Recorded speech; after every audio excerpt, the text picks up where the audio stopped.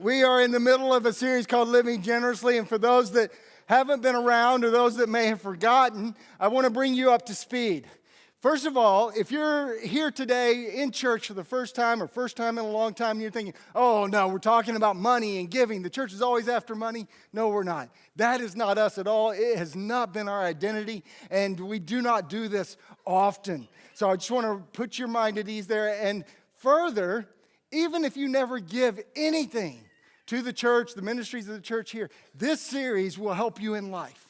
This series, if you apply the principles that we've been going through, it will help you to manage your life in a better way, and you'll have a more meaningful life. Speaking of that, the first week we talked about living generously starts with the end in focus. And if you want your life to be meaningful, then we need to start with an end that is not us and use our means to that end.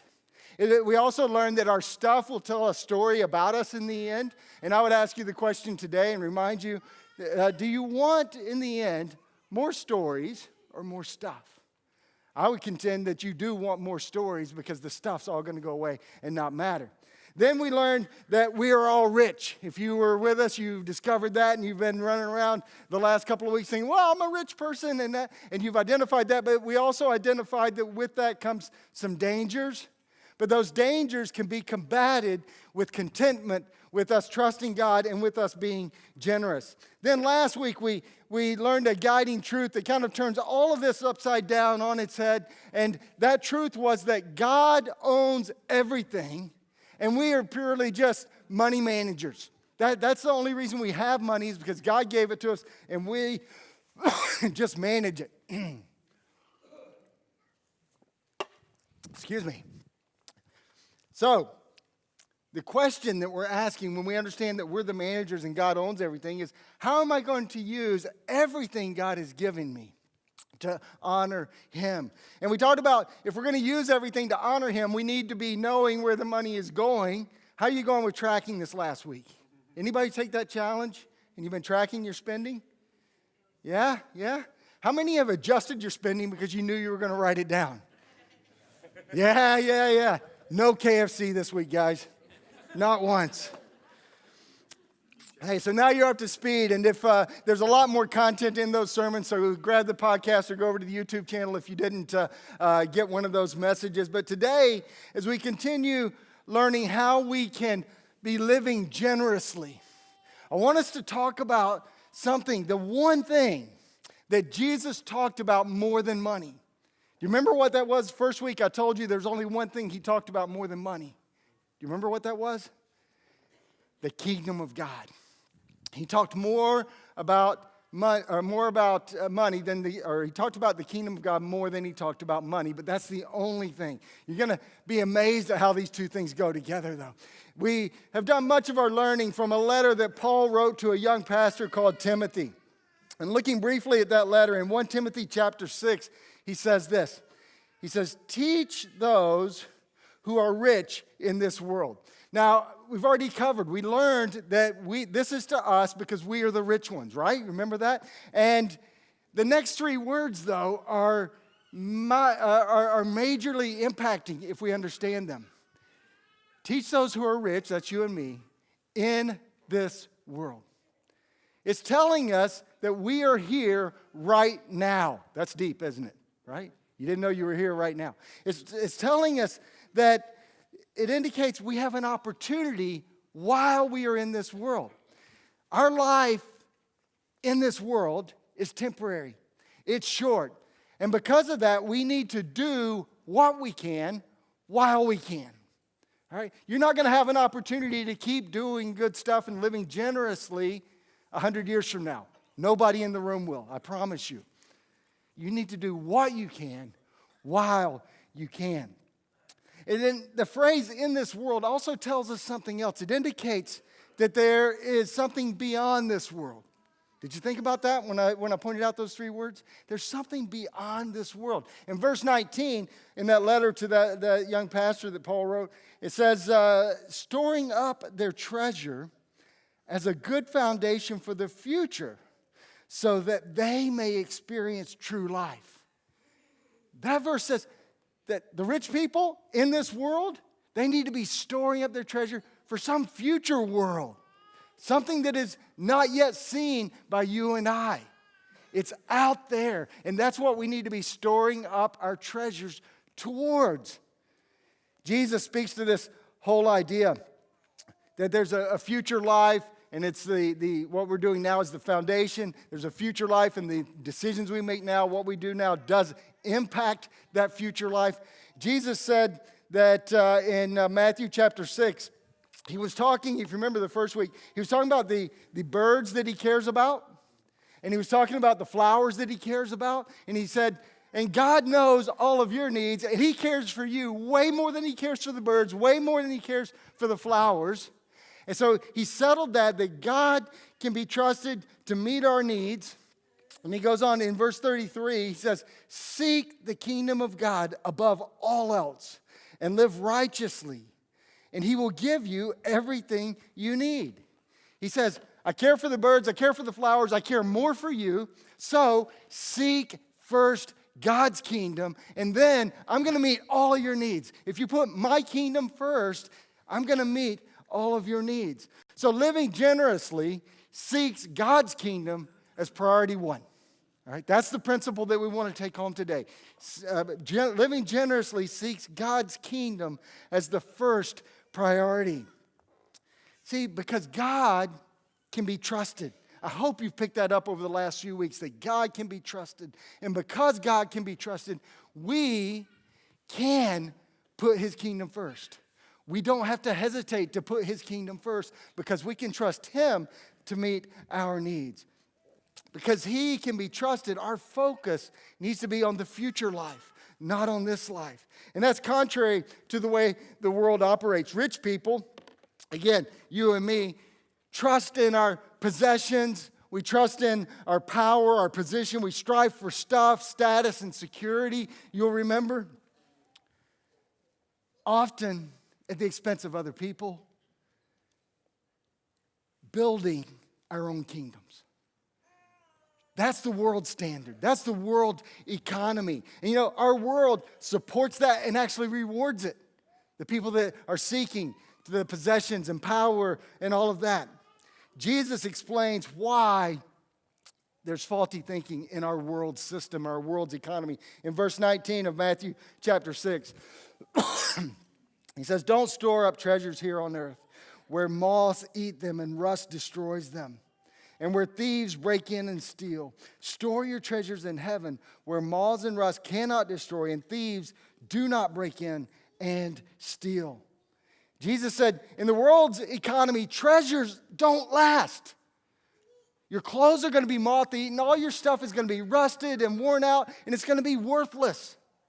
He said, in my kingdom, it's different. In my kingdom, there's no moths. In my kingdom, there's no rust. In my kingdom, the things that you've invested in there, those are eternal. Those will last forever. So if you put my kingdom first, then you don't have to worry about all those things being gone. Look at the next verse. In verse 21, he says this, wherever your treasure is, there the desires of your heart will also be. That verse is so often misquoted or misunderstood. Because Jesus is saying, wherever you put your treasure, your heart is going to follow. We usually flip that around. We usually say, oh, I give to this because my heart is there. I have a heart for young people. I have a heart for overseas mission. I have a heart for marginalized people. So I'm going to put my money there. Jesus says, wherever you've chosen to put your money, your heart will follow it.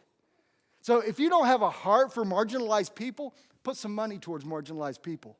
And guess what will happen?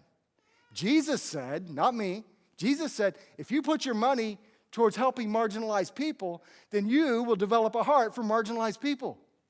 If you put your money towards helping missionaries overseas reach people who've never heard of Jesus, guess what you're going to develop a heart for? Missionaries. In fact, most missionaries that end up going overseas were supporting people overseas before they went overseas. And that's how they developed a heart for it, because your heart follows your money. To drive home the point, in verse 24, he makes it clear you can't seek his kingdom first and be focused on building your own. It says this, no one can serve two masters.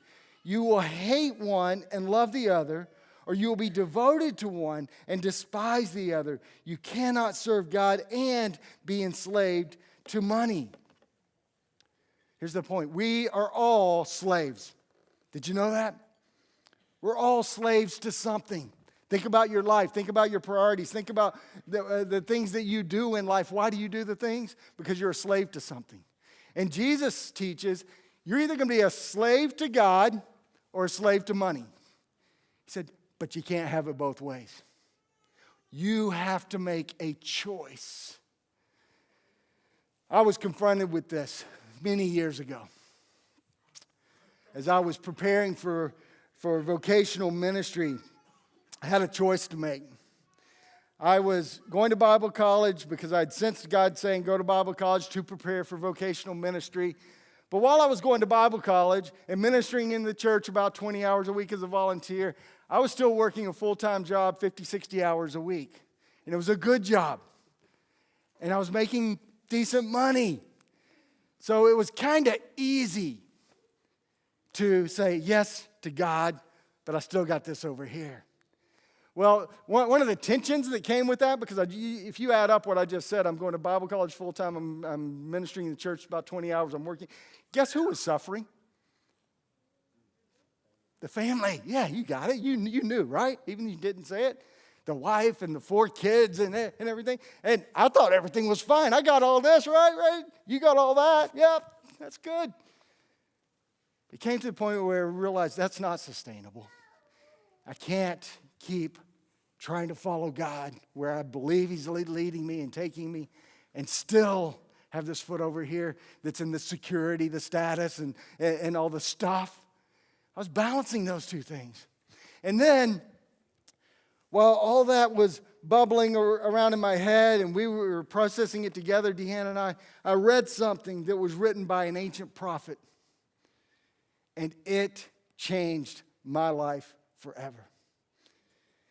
There was a guy called Haggai, and he was writing to the nation of Israel after they had returned from Babylonian captivity, and the temple of God had still not been rebuilt. And these are the words that Haggai said to Israel. In Haggai 1, it says this, "This is what the Lord of heaven's armies says. The people are saying the time has not yet come to rebuild the house of the Lord." Then the Lord sent his message through the prophet Haggai. "Why are you living in luxurious houses while my house lies in ruins? This is what the Lord of heaven's armies says. Look at what's happening to you. You have planted much but harvest little. You eat, but you are not satisfied. You drink and are still thirsty. You put on clothes but cannot keep warm. Your wages disappear as though you were putting them in pockets filled with holes." See, Israel was struggling with this idea of putting God's kingdom first. They said, nah, it's not time yet to build the Lord's house. That's where I was. I was saying, it's not time yet to exit the corporate world while I'm still doing this over here. I can still do this at this level and that. It's not time yet. It says, your houses were luxurious, but mine is in ruins. They took care of their own places. They had their own renovation projects going on. But God's house was still in rubble. And then he tells them, you're finding everything a bit unsatisfying. Your crops aren't producing what you thought they would. You can't get warm. You're hungry all the time. You're thirsty. And you're doing this all yourself. But you've forgotten, and this is later in the chapter, he says, you've forgotten that I am the one that actually makes your crops grow. I'm actually the one that can control whether you're prosperous or not. And you're seeking your own kingdom first rather than mine. As I was challenged by Haggai back in the day, we made the call that I was going to quit my job, not knowing what was, Bible college and all that. And we made the call, and that next month, after I gave notice at my job, our church brought me on staff full-time, unexpectedly. And they brought me on at 60% of the salary I was making before. Yeah, that wasn't a good part. All right. And it didn't add up. But I can tell you, we never missed it. Now, we might miss it in retirement, whatever that is. Graham, tell me how that works out for you. But anyway, I love that guy. We never missed it. And I can stand here today and tell you, from my experience, God can be trusted. When we put his kingdom first, he does what he says he'll do. He's funny. You know, he says it, and if we actually do it, he actually does what he says he would do. It's amazing how that works out. So I want to share with you what happens when we seek his kingdom first. What happens when God's kingdom is first before ours? The early church, that first century church, one of the most fascinating things about the early church and Christianity is this: the fact that it survived. By human standards, that movement should not have made it. There's no way it should have made it, because most movements throughout history are backed by strong political interests, strong militaries, lots of cash going in. Maybe sometimes you get some social reform starting because a group of people get really organized and rise up, and usually a big philanthropist is behind them to put lots of money into it. That's how movements usually survive. First century Christians were not organized. They had no buildings, and they were not recognized by the government, and society considered them a cult of the day. It's amazing they survived. But the movement just kept growing, and historians, not even Christian historians, but historians, both Christian and non-Christian, have invested their whole lives in researching, how did this happen? How did that early church survive? How did Christianity come out of the first century? And they came to a surprising conclusion. Historians tell us that first century Christianity, the church, grew and survived because they were known for being generous. They were known for being generous. That first century church did not find its propulsion based on wealth. They had none. And it wasn't even their theology, humanly speaking. They had odd beliefs. And like I said, they were considered a cult by most. Now, we understand that it was the power of God and his intention to establish the church and sustain it and grow it and keep it forever that did this. But history and society would tell us that one of the instruments, the key instrument that God used to help the church grow in that first few centuries, the first 300 years or so, one of the key factors was the compassion and generosity of God's people. They didn't have much, but they gave what they had.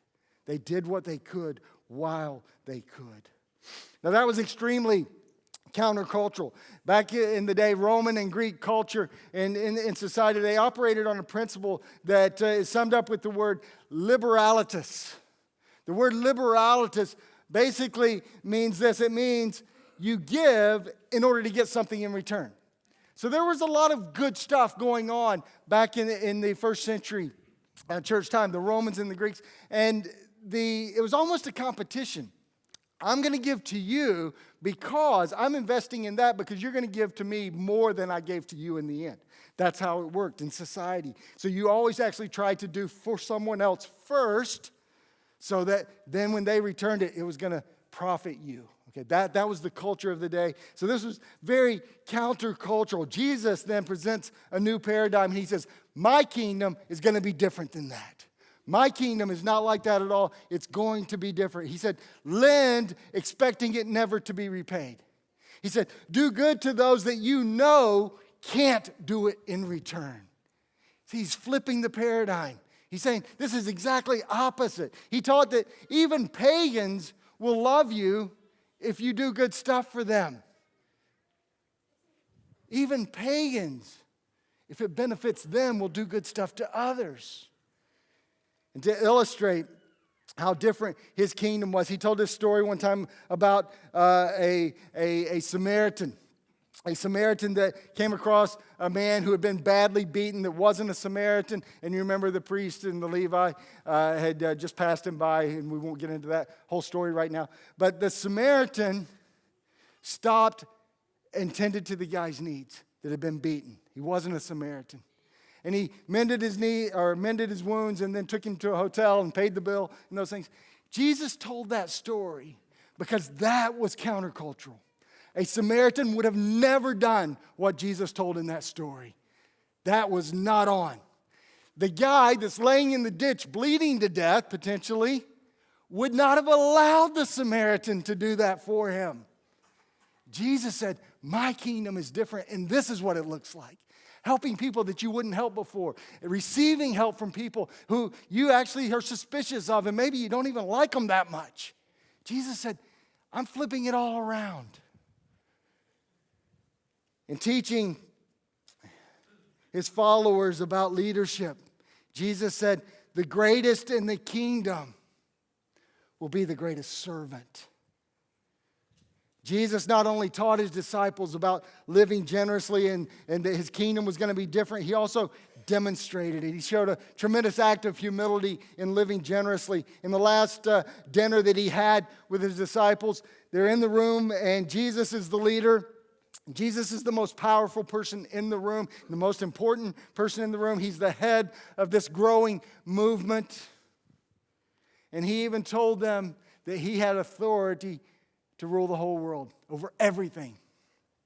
And then he humbly knelt in front of each one of them and washed their feet. I'm the leader. This movement's happening because of me. I'm actually going to rule the whole world. Can I wash your feet?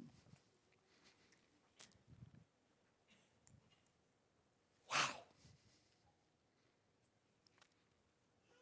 I don't know how that impacts you. But I can't comprehend it. Because in our culture and in our day, and in the culture of the day where Jesus was demonstrating this, he would have been in the room. I'm the leader. I'm the most powerful person in the room. Hey, could you bring me some more over here? Hey, could you wash my feet, please? I can't believe you didn't do it already. Right? That's how leaders in our world today would behave. Jesus flipped it on its head. Following his resurrection, his disciples lived out this new kingdom-first lifestyle. The results recorded in the book of Acts. The book of Acts was written by a doctor named Luke. It was a history of the early church, and we have it in our New Testament. And it says this in Acts chapter 2, verse 44. It says, all the believers met together in one place and shared everything they had. They sold their property and possessions and shared the money with those in need. They worshiped together at the temple each day, met in homes for the Lord's Supper, and shared their meals with great joy and generosity, all the while praising God and enjoying the goodwill of all the people.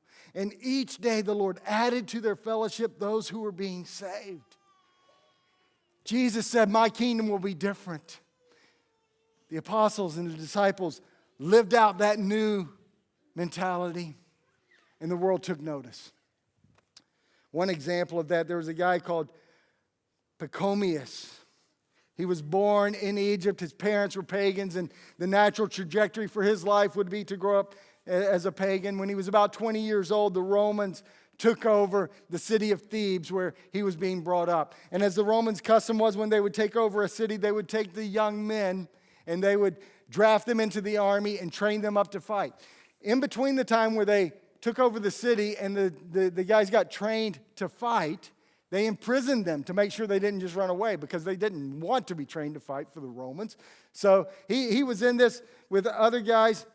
And while they were in prison waiting to be trained to fight, there's a great famine broke out. And the prisoners were hungry. The prisoners were starting to literally starve. Pachomius tells us that there were strangers who came around each night and would insert food and water through the prison cell bars. This happened night after night after night, and all of the prisoners survived.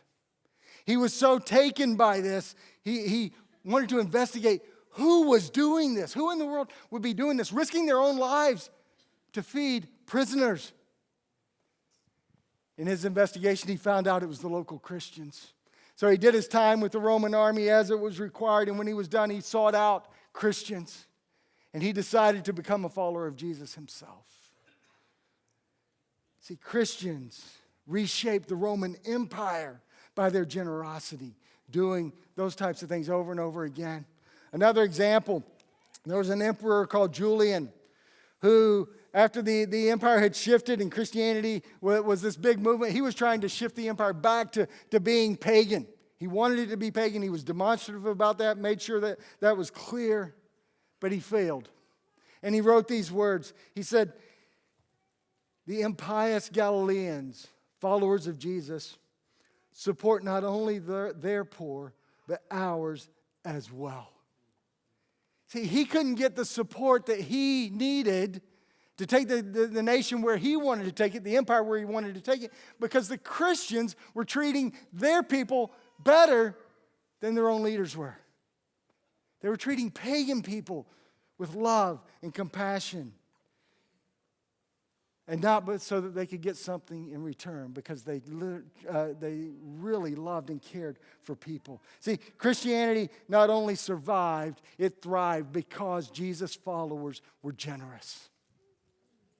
So what does it look like practically for you and for me to seek His kingdom first? Last week I highlighted that it's not about giving generously, it's actually all about living generously with our lives. See, this means we invest our lives in seeking His kingdom. We align our lives with His kingdom first, His kingdom values, the things He wants accomplished. And all we do, we approach life with a kingdom first mentality. We choose to flip the paradigm upside down and be generous and compassionate, serving and humbly putting others first. Of course, this does include our finances. But again, I told you the first week, interpret money to life, but it does include money. In fact, if you show me your bank statements and your bank account and transactions, show me that in your calendar, and I can tell you tons about you. And you could tell me tons about me by looking at those two things. 1 Corinthians, Paul wrote a letter to believers in the church at Corinth. And we have, again, a copy of that letter. 1 Corinthians 16, verse 2 says, "On the first day of each week, you should each put aside a portion of the money you have earned. Don't wait until I get there and then try to collect it all at once." And then later on in another letter that he wrote to these same people, he says this in 2 Corinthians 9, verse 7, "You must each decide in your heart how much to give. And don't give reluctantly or in response to pressure, for God loves a person who gives cheerfully.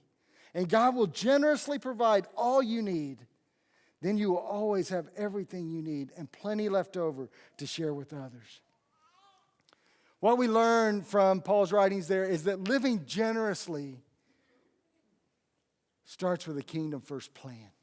We have to have a plan for it. Now, how do we determine what that plan looks like? Well, you may have heard about the priest, the minister, and the rabbi that were out playing golf. And they were out playing golf, and they said they were discussing how much of the proceeds that come in should we be giving to charity. All right. So they decided, the priest drew a circle on the ground. He said, "Here we go. Here's the circle. We'll throw up all the money into the air. Whatever lands in the circle, that's what we give to God." And then the minister said, hang on. I like your idea, but how about instead of what lands in the circle, we give to God, how about whatever lands outside the circle, we give to God? And then the rabbi says, "I got a better plan. Let's throw it all up in the air, and whatever God wants, He keeps." So that could be your plan in figuring out, how am I going to have a kingdom first plan? How am I going to live generously with kingdom first mentality? It could be something like that, but I think there's a better way. We start by making it a priority. Making it your first priority. Setting aside first what goes to God's kingdom. Make it the first transaction out of your account every time you get income. First priority. And then predetermine. In your plan, predetermine. Decide what you're going to give beforehand. Because if you don't decide before, you're going to be giving spontaneously. And giving spontaneously is okay. I'm going to tell you how to do that in just a minute. But spontaneous giving, honestly, doesn't put the kingdom first consistently. And it also isn't good stewardship of the resources God's given you if you're just spontaneously giving in the moment all the time. You might say, what about surprises? What about when you stand up and say, hey, we got this need and we need to give today and all of that? Predetermine an amount that you've set aside for spontaneous giving. Then it's there, and you can give that amount spontaneously. Not only do you need to predetermine, but when you predetermine, make it a percentage. Make it a percentage of your income. Decide up front that you are going to live on a percentage of your income. You know why you should do that? Get ready. Because each and every one of you, each and every one of us, lives on a percentage of our income. Did you hear that? Decide to live on a percentage because you already do. Some of you, it's 120% of your income. But what we're doing is we're letting the world decide what percentage it is if we don't decide beforehand. Decide what percentage you're going to live on. You need to decide rather than letting the world, because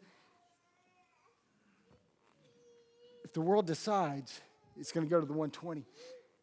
If you're not doing this at all, and I told you last week, I don't talk about tithing because I don't believe that Jesus mandates tithing and that. But if you've never done this, start with 10%. I actually tell people start with 9 or 11 so you don't get stuck at 10. We'll talk about that in just a minute. Decide what percentage you're going to give. An old preacher, can't remember which one it was, but he told his congregation this. He said, hey, what if you're afraid to give 10% to God, how about this? Try it for a month. When you get your pay, bring me 10% of it. And I'll hold it for you in an envelope. And then if it doesn't last all month, I'll give you that back so that you can make it through the month. And actually the person that he was saying this to actually said, oh, yeah, I'll do that. And the old preacher said, shame on you. You trust me more than you trust God. Not only choose your percentage, give it a try. We'll talk about that in the end. Make it progressive. Some of you have already got that. You're already doing the percentage giving thing. You've been doing it for years. Let me encourage you to make that progressive. Because if you determined years ago you were going to give 10%, maybe you were making $40,000 a year just out of university or whatever, and you're going to give 10%, you were giving $4,000 a year to the kingdom work. You had $36,000 to live on. Fast forward 10 years. Now you're making $100,000 a year. And you're still giving 10%. That's $10,000 to kingdom work. That's great, isn't it? And you still have $90,000 to live on. You see the disparity there? Your percentage giving should be progressive. Can I challenge you? If you've been giving for years and years and years a percentage, up that by 1 or 2%. Because your income has changed over those years. Let your percentage grow with that. We need to make it a priority. It needs to be predetermined. It needs to be a percentage. It needs to be progressive. Where do you land with that? Which one of those might be a struggle for you today? Last week, I gave you the challenge, track your spending for 30 days. My challenge today is for the next 60 days, for 2 months, adjust to living on a percentage of your income. Decide what that's going to be, and then set aside the rest. You don't even have to give it to the church, but live on that percentage for those 2 months and see if it works. See if it works. Today, just like Jesus did, I want to encourage us and challenge us that we need to flip the paradigm. See, the normal paradigm is this: living, saving, and giving. Okay, that's how we live. And most of us don't get past the living. We don't even do the saving part, and we never get to the giving part. What that paradigm is, that's the world's paradigm. That's me first living with some leftover giving. I want us to flip that today. I want to flip that to this. If we flip that upside down, it becomes giving, saving, and living. So we give first, we save then for the future, and then we live on the rest. And what I call that is generous in giving because I'm kingdom first living. So if you want to live kingdom first today, be generous in giving. And not just your money. Again, if you've heard this is all about money, you got so much more than money. You are so much more valuable than your bank account. Let your whole life be generous in giving because you're kingdom first living.